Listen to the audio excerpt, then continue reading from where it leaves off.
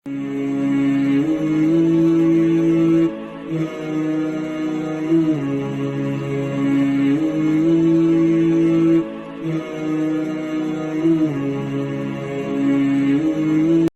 نہ دیکھو اس کے پاس کوٹھیاں کتنی ہیں، یہ نہ دیکھو اس کی چمکتی ہوئی کتنی لمبی گاڑی ہے، یہ نہ دیکھو کہ عالی نصب ٹاؤن کے اندر اس کا گھر ہے، یہ نہ دیکھو اس کا بینک بیلنس کتنا ہے، ہاں یہ بھی نہ دیکھو اس کے پاس وزارت کا قلم دان ہے، یہ بھی نہ دیکھو کہ یہ وزارت عظمیٰ کی کرسی پہ بیٹھا ہوا ہے، یہ بھی نہ دیکھو کہ اقتدار کی مسند پہ جھولتا ہے، یہ بھی نہ دیکھا ہو کہ یہ ڈائس پہ کھڑے ہو کے نعرے لگاتا ہے، لوگ آگے سے جواب دے کے واہ واہ کے ڈونگرے برساتے ہیں۔ کہا اس کی قمیض کے پیچھے لکھا ہوا ایڈریس پڑھ لو، فَأَنْسَاهُمْ أَنفُسَهُمْ، یہ وہ شخص ہے کہ جو اپنا پتہ بھول چکا ہے، جسے پتہ ہی نہیں کہ میں کون ہوں، اس دنیا پہ آیا کیوں، جو آ کے بھول گیا ہے اسے گھر کا رستہ ہی نہیں مل رہا، اور یہ بھاگا پھر رہا دنیا کے اندر۔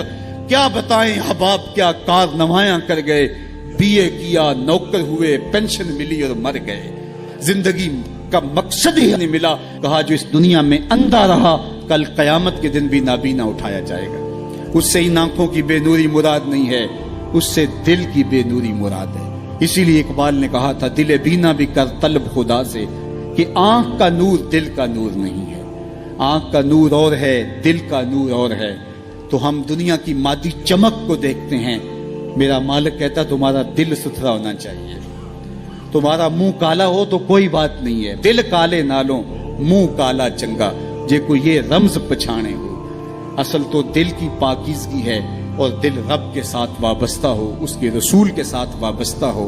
تو جس نے اللہ کے دین سے رخ پھیرا، اعراض کیا، تو پھر اس کا نتیجہ کیا ہو کہ اس کی زندگی جو اللہ کے ذکر سے رخ پھیر لے، اللہ کی یاد سے رخ پھیر لے، اللہ کے دین سے اعراض کرے، تو پھر خدا شناسی، قناعت، توکل اور اعمال خیر تو اس سے چھن ہی جائیں گے، اس کو خود فراموشی کے عذاب میں مبتلا کیا جاتا ہے۔ اور قرآن مجید نے ایک دوسرے مقام پہ ارشاد فرمایا وَلَا تَكُونُوا كَالَّذِينَ نَسُوا اللَّهَ فَأَنسَاهُمْ أَنفُسَهُمْ، ان لوگوں کی طرح نہ ہو جانا جنہوں نے رب کو بھلا دیا، وہ بھول گئے، اپنے رب کو بھول گئے، غفلت ایسی طاری ہوئی، سویر سے لے کر شام تک اور شام سے سویر تک دنیا اور دنیا ہی مقصد حیات بن گیا۔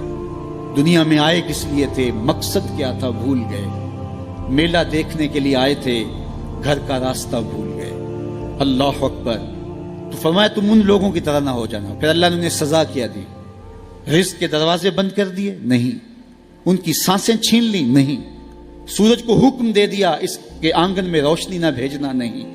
چاند کو چاندنی بکھیرنے سے روک دیا؟ نہیں۔ آب و ہوا روک دی گئی؟ نہیں۔ انہیں کیا سزا ملی جنہوں نے رب کو بھلا دیا؟ فرمایا فَأَنْسَاهُمْ أَنفُسَهُمْ، اللہ نے انہیں ان کی ذاتوں سے انہیں بے خبر کر دیا۔ جو خدا فراموش ہوئے وہ خود فراموش ہو گئے، انہیں اپنے آپ سے ہی آگاہی نہ رہی۔ اور مجھے بتاؤ، جسے یہ بھی نہ پتا ہو کہ میں کون ہوں، اپنی شناخت جو بھول جائے، اس کے پلے ہوتا کیا ہے؟